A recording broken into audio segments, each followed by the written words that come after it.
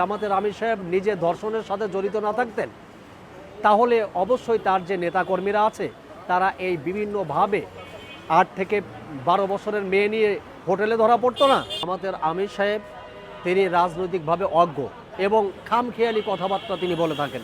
আমি আপনাকে দেখাতে চাই, এখানে জামাতের আমির সাহেব উনি বলেছেন যে প্রধানমন্ত্রী না চাইলে সরকারের সবাই দুর্নীতিতে জড়ায় কিভাবে। তার মানে প্রধানমন্ত্রী চেয়েছেন তাই সরকারের সবাই দুর্নীতিতে জড়িয়েছে। আমি আমির সাহেবের কথা মেনে নিয়েছি, প্রধানমন্ত্রী চেয়েছে তাই সবাই দুর্নীতিতে জড়িয়েছে সরকারের। তাহলে প্রশ্ন আসে যে জামাতের যেই ওই গাজী নজরুল এমপি এ সহ জামাতের প্রত্যেক জায়গায় সারা বাংলাদেশের জামাতের যে নেতাকর্মীরা এমপিরা তারা 8 থেকে 16 বছরের মেয়ে নিয়ে বিভিন্ন হোটেলে ধরা পড়ছে, বিভিন্ন মাদ্রাসায় মসজিদে একেবারে মিনমারের কাছে জায়নামাজ বিছিয়ে বলৎকার ধর্ষণে তারা লিপ্ত হচ্ছে।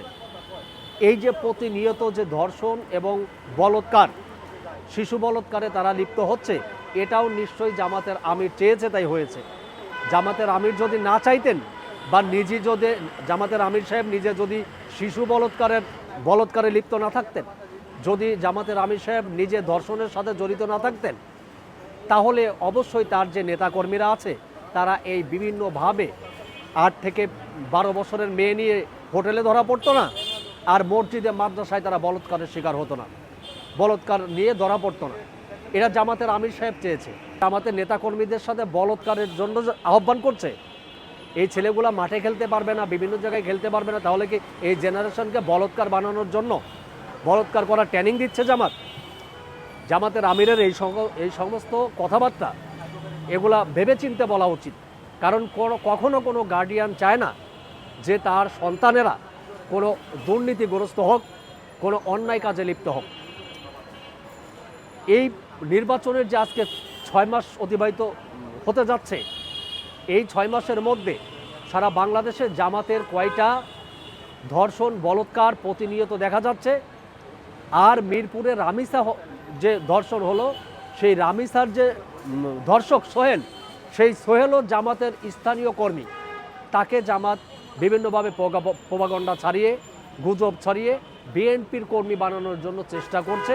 আমরা দেখলাম কি যে ওই টেকনো ক্যাডেটে যে মন্ত্রী আমিনুল সাহেব তার একটা ছবি দিয়ে এডিট করে সেখানে মানে কি বলে যে একটা খাম্বার উপরে ঝুলিয়ে রাখা হয়েছে, বোঝানোর চেষ্টা করছে এটা বিএনপির কর্মী।